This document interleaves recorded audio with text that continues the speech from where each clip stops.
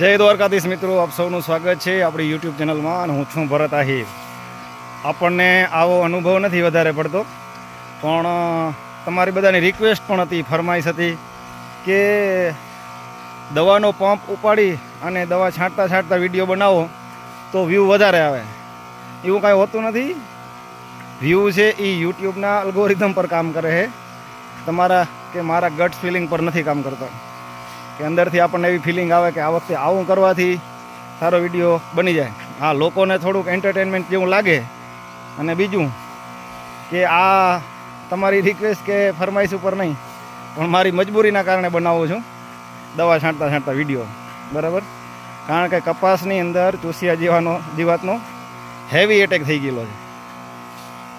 તો સૌથી પહેલાં વિડીયોમાં કપાસ દેખાડું તમને. અને બીજું, ઘણા બધા મિત્રોના અત્યારે એ પણ પ્રશ્ન છે કપાસના સુકારાની અંદર, જે આપણા કપાસની અંદર ક્યાંય સુકારાનો પ્રોબ્લેમ નથી, બરાબર. તો એવું કાંઈ હોતું નથી કે દવાનો પંપ ઉપાડીને વિડીયો બનાવવાથી એવું લાગે કે તમારી પાસે ટાઈમ નથી. તો સૌથી પહેલાં તો જોઈ લો, આ કપાસ છે, બરાબર ને.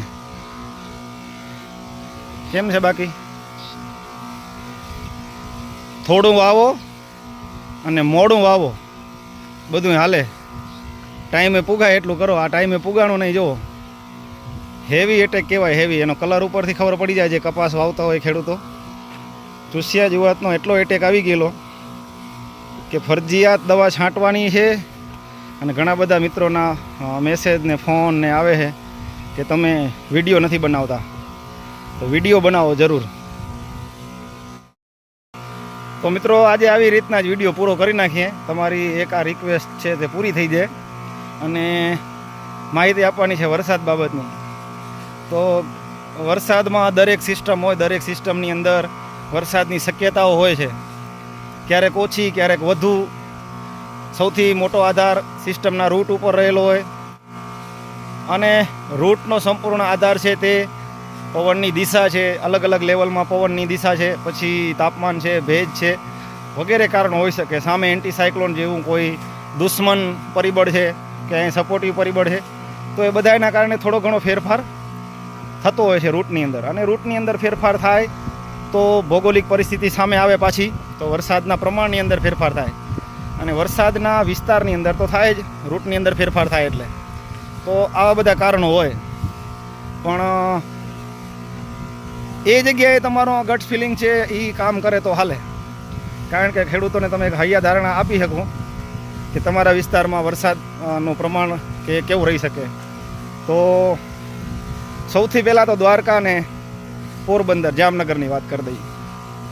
કોઈ આગાહીકારના મનમાં એવું હોય કે આ વિસ્તારની અંદર આ વખતે પણ વરસાદ નહીં પડે, તો જે મોડેલની અંદરથી તૈયાર ભજીયાવાળા કે મોડેલની માહિતીના આધારે, મોડેલ એમ કહે કે વરસાદ દેખાય એટલે એમ કહેવાનું કે વરસાદ થશે. મોડેલની અંદર વરસાદ ના દેખાય તો એમ કહેવાનું કે વરસાદ નહીં થાય. આ તૈયાર ભજીયાવાળા, બરાબર, પોતે કોઈ પરિબળોનો અભ્યાસ ના કરે કે આ જે સિસ્ટમ છે તેને સપોર્ટિવ પરિબળો, તેના દુશ્મન પરિબળો અને અવરોધવાના કામ છે કે નથી કાંઈ. તો એ બાબતની પોતે કોઈ જ પેરામીટરને ચેક ના કરે એવા ભજીયાવાળા હું કહું તો આ વિસ્તારોની અંદર પણ આ વખતે સારો વરસાદ થઈ જાય, કોઈ ચિંતા જેવી વાત જ નથી. અને જો તૈયાર મોડેલની વાત કરો ને, આ તૈયાર ભજીયાની વાત કરો, તો મોડેલની અંદર પણ હજી એવો કોઈ મોટો ફેરફાર દેખાઈ રહ્યો નથી. એક મોડેલ વરસાદ દેખાડે છે અરબ સાગર સુધી, અને બીજું મોડેલ માત્ર દેખાડે ઉત્તર ને પૂર્વ સરહદ સુધી. એટલે મોડેલની અંદર તો આવા ફેરફાર સિઝન ઉપર ચાલતા હોય. હું વધારે એ બાબતે નહીં બોલું. મારી ચેનલ ઉપર તેની ખૂબ જ નેગેટિવ ઇફેક્ટ આવે મોડેલ વિશે બોલતી વખતે. તો વાત કરવાની છે એટલી જ કે વરસાદ છે તે એક દિવસ અગાઉ ચાલુ થઈ જાય. 30ના પણ થઈ શકે, 31ના પણ થઈ શકે. અને 4-5 તારીખ સુધી વરસાદી વાતાવરણ રહેશે ગુજરાતની અંદર.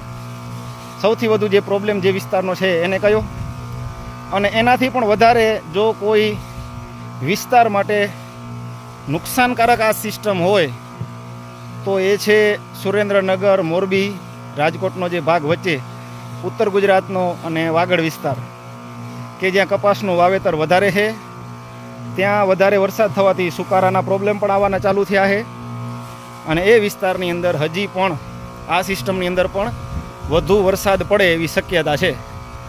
ના પણ પડે, પણ હાલ પૂરતું આપણે કહીએ કે એવી શક્યતા છે કે આ જે વિસ્તારો છે તેની અંદર થોડો નુકસાનકારક વરસાદ સાબિત થઈ શકે એમ.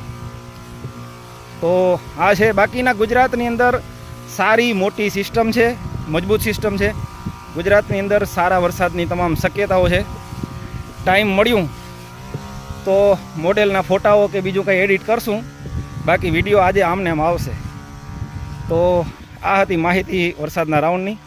આપ સૌનો ખૂબ ખૂબ આભાર. જય દ્વારકાધીશ.